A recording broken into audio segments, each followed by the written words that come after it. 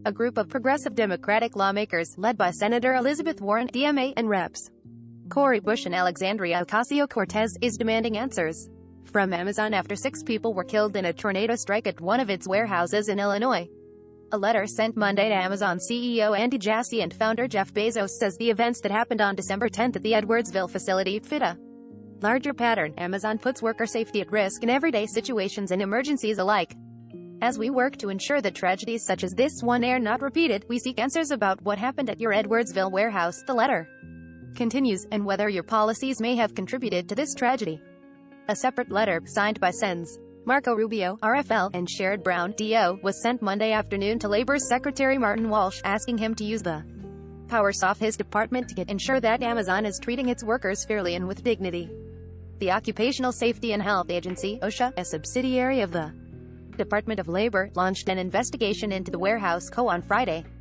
Amazon's size and scope necessitate particular scrutiny by federal regulators when widespread and credible allegations of labor and employment law violations surface. The letter reads, Amazon has faced several charges of unfair labor practices in recent months, and recurring worker strikes and attempts to organize reflect a persistent frustration with the company's management. The tornado was part of a complex of extreme weather centered in western Kentucky on December 10, leaving at least 58 dead over more than 150 miles.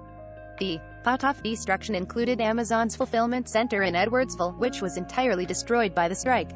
In the aftermath of the building collapse, reports emerged that workers at the warehouse didn't receive proper safety training, and an overall lack of preparedness by Amazon left workers in harm's way. Despite weather warnings that tornadoes were likely that day, Senator Warren said in an email to The Verge that the circumstances in Edwardsville served as another reminder that Amazon's anti-worker and anti-union practices put their workers directly in harm's way. Putting corporate profits above the health and safety of workers is unacceptable. In addition to Representative Cori Bush, DMO, the Edwardsville letter is also signed by Democratic Sens. Bernie Sanders, IVT, Sherrod Brown, DO, Alex Padilla, DCA, Ron Wyden, DOR, and Ed Markey, DMA, and Reps.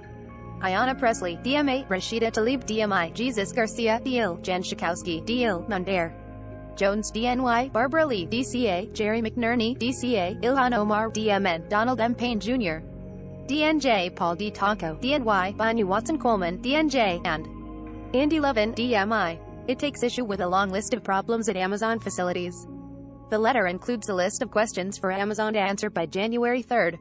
In particular, the lawmakers ask who was working at the Edwardsville warehouse on December 10 and what safety policies Amazon had in place, as well as whether Amazon required workers at the plant to remain at work despite the tornado.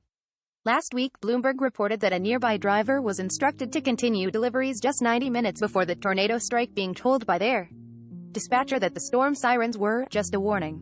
Amazon is investigating the incident and has said that the dispatcher should have immediately directed the driver to seek shelter. Related, how Amazon warehouse policies put workers at risk. The lawmakers also write they're deeply concerned about reports that Amazon plans to reinstate its mobile phone ban, which it paused in 2020 because of COVID. However, Amazon spokesperson Elisa Carroll told The Verge last week that the company had updated its cell phone policy. All reporting that it's been rolled back to pre-COVID is simply not true and factually incorrect, Carroll said.